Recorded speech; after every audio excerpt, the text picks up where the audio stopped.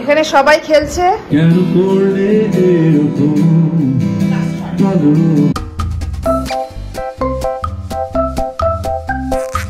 আমরা এখন অফরোডে এসেছি।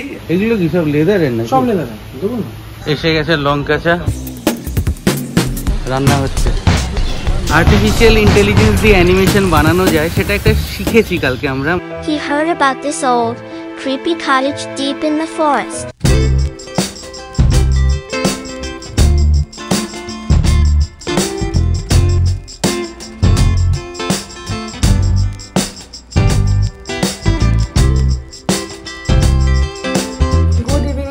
আজকে শনিবার, আজকে সকাল থেকে ভাবছিলাম ব্লগ করব, কোথাও বেরোবো, কিছু একটা করব, কিন্তু সকাল থেকে এমন বৃষ্টি যে কোথাও যাওয়ার প্ল্যান আমরা করতে পারলাম না।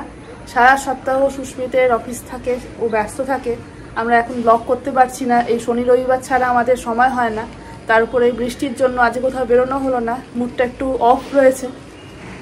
যাই হোক, এখন বিকেল 5টা বাজে, আমি একটুখানি হাঁটতে বেরোচ্ছি। ইভিনিং ওয়াক করি আমি আধ ঘন্টার মতো, আধ ঘন্টা 45 মিনিট একটু হাঁটি। আর সুস্মিত একটু কাজ করছে নিজের। আজকে সন্ধ্যেবেলা একটু প্ল্যান আছে দেবিকা সপ্তর্ষিদের বাড়িতে যাওয়ার, কারণ অনেকদিন দেখা সাক্ষাৎ হয় না। একটা ছোট্ট গেট টুগেদার ওরা অ্যারেঞ্জ করেছে, আমরা যাচ্ছি, পৌলবীরাও আসবে, একটু হয়তো সন্ধ্যেবেলাটা এনজয় করব। আর কালকের দিনটাই বাকি থাকবে, কারণ পরশু দিন থেকে আবার সেই রেগুলার অফিস। আমাদের এই মুহূর্তে কোথাও ঘুরতে যাওয়ার প্ল্যান নেই, যার জন্য আমাদের এই রেগুলার না ঘুরতে যাওয়ার ব্লগ আসছে না। ইচ্ছে আছে সামনের মাসে কোথাও ঘুরতে যাব, যদি যাই সেগুলো তো আপনারা দেখতেই পাবেন। সন্ধে হয়ে গেছে আর ফাইনালি আমরা বেরোচ্ছি। আজকে যেমন চন্দ্রিমা আপনাদেরকে আগেই বলেছে, আজকে সপ্তর্ষি আর দেবিকাদের বাড়িতে যাওয়ার একটা প্ল্যান হয়েছে। এখন মোটামুটি 7টা বাজতে চলেছে। 7টা বেজে গেছে। ও 7টা 5 বাজে। আমাদের থেকে বেশি দূরে না ওদের বাড়ি, 15-20 মিনিট লাগবে। তো সপ্তর্ষিদের বাড়িতে পৌঁছে আপনাদের সাথে দেখা হচ্ছে। আমরা দেবিকাদের বাড়িতে এসে গেছি, আর এখানে টরি খেলছে, বাইরে সবাই আড্ডা দিচ্ছে, দেখাই আপনাদের। এখানে সবাই খেলছে। টরি একটু আলাপ করে দাও সবার সাথে। এটা কি টরির বোন পরি? এটা টরির বোন পরি। তোমার নাম কি? আমার নাম অর্ণা। অর্ণা? অর্ণা তুমি কি টরির বন্ধু? হ্যাঁ। আচ্ছা। আর এটা রিজু। তোমরা কি খেলছো? লুডো। আচ্ছা, খেলো। আর এখানে সব আড্ডা চলছে। সুস্মিত, পার্থ, জোজো, মুন, দেবিকা, সপ্তর্ষি, আর এখানে পোলো দাঁড়িয়ে আছে। ঘুরতে যাওয়ার প্ল্যান হচ্ছে, এরপর গান বাজনা শুরু হবে।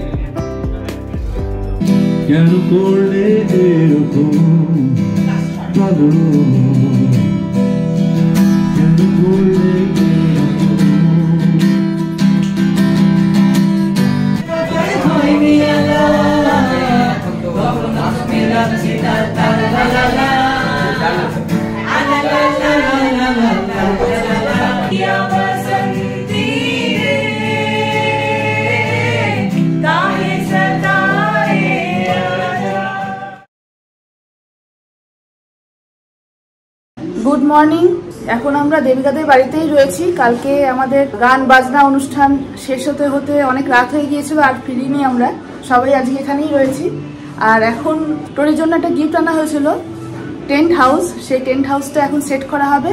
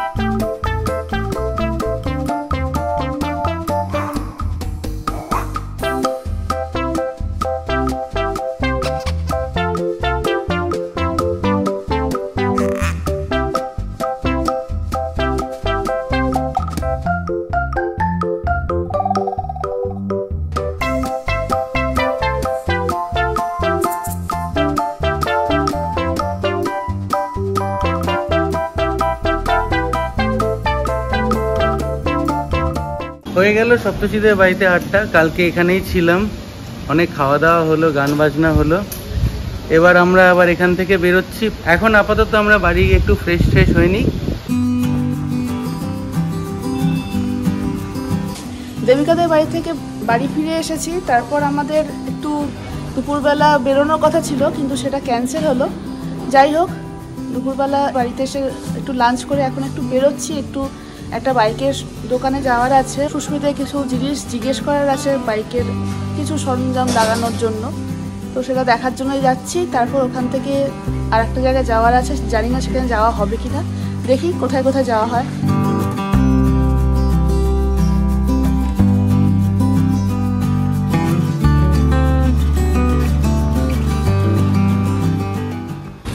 আমরা এসে গেছি অফরোড মোটরসাইকেল এন্ড কফি, এই দোকানটাতে।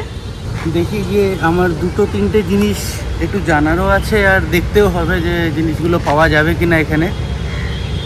দেখি গিয়ে পাওয়া যায় কিনা। আজকে হয়তো কিনবো না, বাট কিছু ইনফরমেশন নেওয়ার আছে।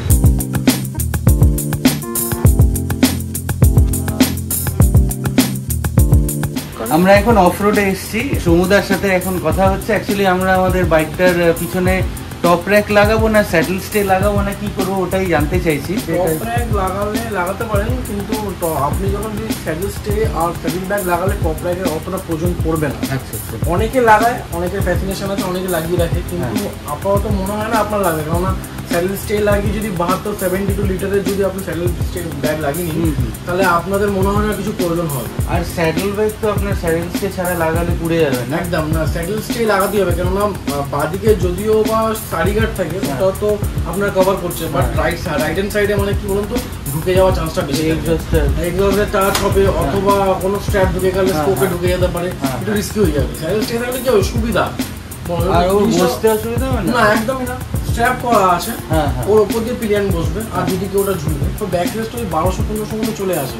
আচ্ছা, আর স্যাডেল ব্যাগ আমার কাছে আছে, স্যাডেল স্টেটা মোস্ট প্রবাবলি আপনার এই 2600 বা 2300 মধ্যেই পড়ে, কারণ আমার কাছে মেটেরিয়াল আছে 2600 টাকা, পেয়ার 2600 টাকা এরকম আছে। তো ওরকমই দাম হবে। মানে এটা সাইড স্যাডেল স্টে, হ্যাঁ দুটো স্যাডেল স্টে এরকম একটা সাইডে থাকে, আর ওই সাইডে একটা থাকে। এমনি এগুলো খোলার তো দরকার নেই, একবার লাগিয়ে না। এবার দেখুন, যখন রাইডে যাচ্ছেন তখন লাগিয়ে নেন, আননেসেসারি লাগিয়ে লাভ নেই। লোড বাড়বে, বরঞ্চ মাইলেজ গাড়িতে কম দেবে। যত গাড়ি হালকা থাকবে তত গাড়ি ভালো। আচ্ছা, মানে ইন জেনারেল হ্যাঁ, যখন লাগবে না তখন খুলে দেবেন। আমি পারবো খুলতে? আপনি হয়তো নাও খুলতে পারেন, কেন ওই কোনো মেকানিকের কাছে হয়তো খুলে নিতে পারেন। এখানে রাইনক্সের স্টার্টিং প্রাইস আছে 4950 টাকা দিয়ে শুরু রাইনক্সে। এটা সাইফার জ্যাকেট। আচ্ছা, এখানে আমার সোলেসের আছে। মানে এটা কি ব্রিদেবল? হ্যাঁ, মেশ আছে টোটাল। হ্যাঁ, মেশ আছে। হ্যাঁ, মোস্ট প্রবলি টুরিং জ্যাকেটে একটুখানি ওই টেক্সটাইল বেশি থাকে, বাট ভেন্টিলেশন করার জন্য এগুলো হচ্ছে টুরিং জ্যাকেট। রাইডার কোম্পানির হয়ে যাবে আমার কাছে। আর এখানে জুতো আছে, আপনি রাইডার কোম্পানির জুতো আছে আমার কাছে। স্টার্টিং প্রাইস ওই 4250। তারপরে ওরাজোর একটা কোম্পানি আছে, ওই ওরাজোর জুতো হয়ে যাবে। সোলেসের জুতো হয়ে যাবে। এগুলো কি সব লেদারের না? সব লেদারের। দেখুন, এটা একটা আছে রাইডার কোম্পানি এক্সপ্লোরার বলে, এটা 7450। রাইডার এক্সপ্লোরার, এই জুতোটা খুব সুন্দর। হ্যাঁ, এটা সত্যিই ভালো।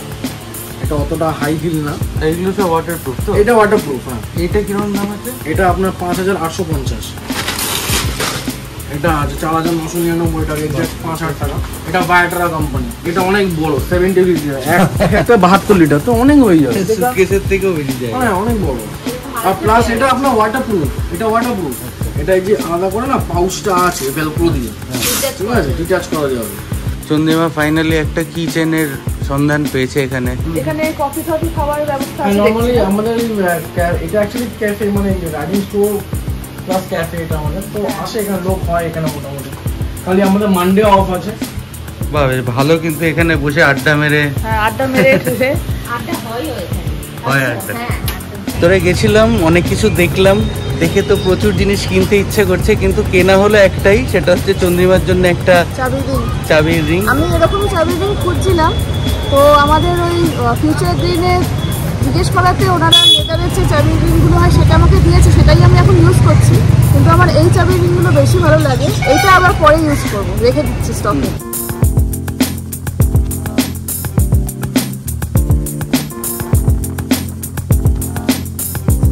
আমরা আবার লঙ্কা চা খেতে চলে এসেছি, জিতের লঙ্কা চা। এসে গেছে লঙ্কা চা। এই চাটা খেলে একদম মাথা ধরা কমে যায়। আমি চা খাই না, এইটা খেতে আমি এলাম। বাহ, একটা সিপ মারতে কি ভালো লাগলো। আমরা এর আগেও এই দাদার এখানে চা খেয়ে গেছি। দাদার দোকানের নাম জিতের চায়ের দোকান। এখানে লঙ্কা চাটা বেশি ফেমাস। মুকুন্দপুর থেকে পাটুলির দিকে আসতে গেলে বাঁদিকে ফায়ার ব্রিগেডের দিকের গলিটা দিয়ে ঢুকে প্রথম যে বাঁদিকের গলিটা, সেখানে দাদার দোকান। আপনারা এখানে এসে একবার ট্রাই করে যাবেন। আমরা এর আগে ব্লগ করেছি, দাদা বললেন যে ওই ব্লগ দেখে অনেকে নাকি দাদার দোকানে এসেছে। দাদা খুব খুশি। যাই হোক, আজকে চাটা অনেকদিন পর খেলাম, খুব ভালো লাগলো। এখন আমরা পোড়া মুখোতে এসেছি, এখান থেকে একটু কাবাব ফাবাব কিনে আর দেখি কি পাওয়া যায়। কম্বোর মধ্যে কি আছে? 2 পিস টিক্কা থাকে, 2 পিস রেশমি থাকে, 2 পিস হারিয়ালি, 2 পিস আফগানি থাকে। এটা কম্বো হচ্ছে। তাহলে আমরা একটা কম্বো কাবাব নিচ্ছি, যেটা চন্দ্রিমা দেখালো, আর একটা ইরানি নিচ্ছি। দুটোই 200 টাকা করে প্লেট। আরও অনেক রকম আছে, এখানে দেখতে পাবেন আপনারা। আমরা প্যাক করে নিয়ে যাচ্ছি, বাড়িতে খাবো। এই দোকানটা আগে জিতের চায়ের দোকানের উল্টো দিকেই ছিল। 2.5 মাস মতন হয়েছে। এটা আরেকটু এগিয়ে এসে মেন রোডের উপরেই, মানে পাটুলির ভেতরে ফায়ার স্টেশন ক্রস করে এগিয়ে এসে সত্যজিৎ রায় পার্ক আছে, ঠিক তার একটু পরেই ডান দিকের ফুটে এখন এটা আছে। চলে আসবেন এখানে, খুব ভালো। এখানে আপনারা এসে বসেও খেতে পারবেন, তার জন্য ব্যবস্থাও রয়েছে। তো এই ব্লগটা মোটামুটি এই অবধি। আর এটা শেষ করার আগে আরেকটা কথা বলে দিচ্ছি, কালকে আমাদের সকালে বেরোনোর খুব ইচ্ছে ছিল। আমরা প্ল্যান করেছিলাম বাইকে করে একটু দুর্গাপুর এক্সপ্রেসওয়ের দিকে যাব, আর সেখানেই দুপুরবেলা খাওয়া দাওয়া করবো। বাট আনফর্চুনেটলি সারাদিন ধরে এত বৃষ্টি হলো, আর যখন আমরা প্ল্যানটা ড্রপ করলাম সেকেন্ড হাফে, তখন বৃষ্টি বন্ধ হলো। তো সেই কারণে আর বেরোনো হয়নি। তো যখন আমরা কালকে বাড়িতে ছিলাম, ভাবছিলাম যে কি করব। তো একটা প্রোডাক্টিভ জিনিস আমরা করেছি, সেটা হচ্ছে কি, এখন তো আপনারা অনেকেই শুনেছেন আর্টিফিশিয়াল ইন্টেলিজেন্স, এআই, এইসব নিয়ে প্রচুর কথাবার্তা হচ্ছে। তো আমরা ইউটিউব দেখে কিভাবে আর্টিফিশিয়াল ইন্টেলিজেন্স দিয়ে অ্যানিমেশন বানানো যায় সেটা একটা শিখেছি কালকে আমরা, মানে একদম বেসিক লেভেলে, একদমই বেসিক লেভেল। কিভাবে আর্টিফিশিয়াল ইন্টেলিজেন্স দিয়ে একটা স্টোরি বানানো যায়, সেটাও খুব বেসিক স্টোরি। তারপরে সেই স্টোরিটাকেই আবার কিভাবে স্টোরির উপরে বেস করে কিভাবে আর্টিফিশিয়াল ইন্টেলিজেন্স দিয়ে ইমেজ ক্রিয়েট করা যায়, তারপরে সেগুলোকে হালকা অ্যানিমেট করে ভয়েস ওভার দিয়ে, ভয়েস ওভারটাও আর্টিফিশিয়াল ইন্টেলিজেন্স দিয়ে কিভাবে করা যায়, এগুলো আমরা শিখলাম আমি আর চন্দ্রিমা মিলে। জাস্ট স্কুলের প্রজেক্ট ওয়ার্কের মতন একখানা অ্যানিমেশন বানিয়েছি, সেটা আপনারা এখন দেখে নিন চট করে, একদম ছোট।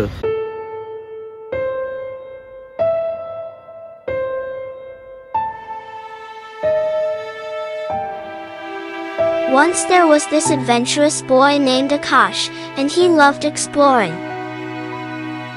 One day, he heard about this old, creepy cottage deep in the forest. It was said to be haunted, but Akash couldn't resist the mystery, so, on a misty evening, he decided to check it out.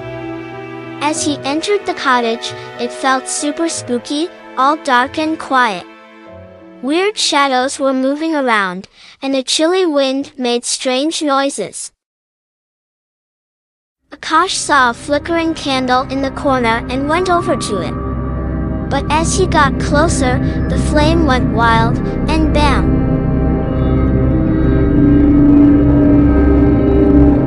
A ghostly figure appeared.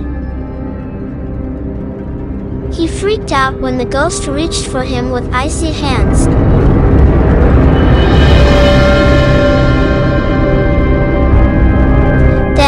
The whole place came to life with more ghostly beings, and they started murmuring sad stories about the past. It was seriously scary. Out of nowhere, a bright light flashed, and everything disappeared into darkness.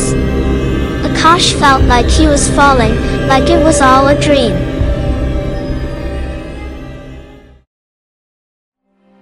He woke up in his own bed, relieved that it was just a dream. But even though it was just in his head, he couldn't shake the feeling that there was something real about that spooky cottage. Guess some mysteries are better left as dreams, right?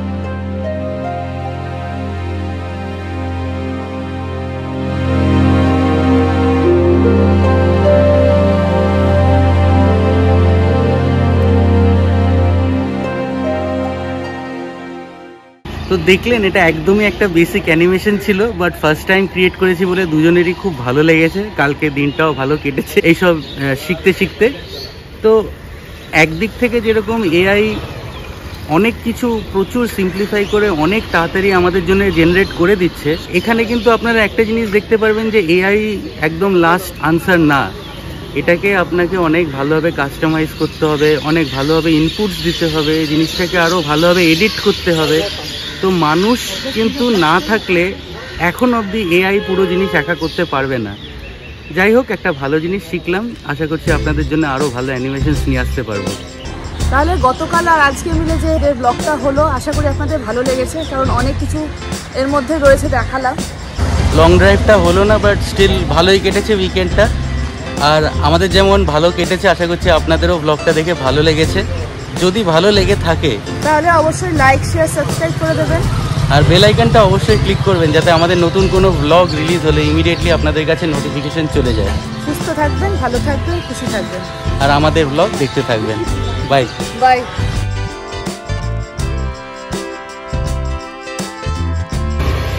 এই যে হয়ে গেছে।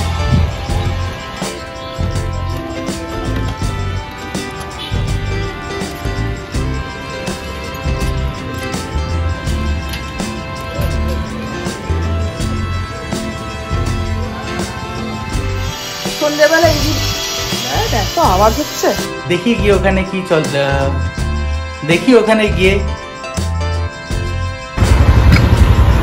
আকাশটা আজকে অসাধারণ লাগছে, অসাধারণ।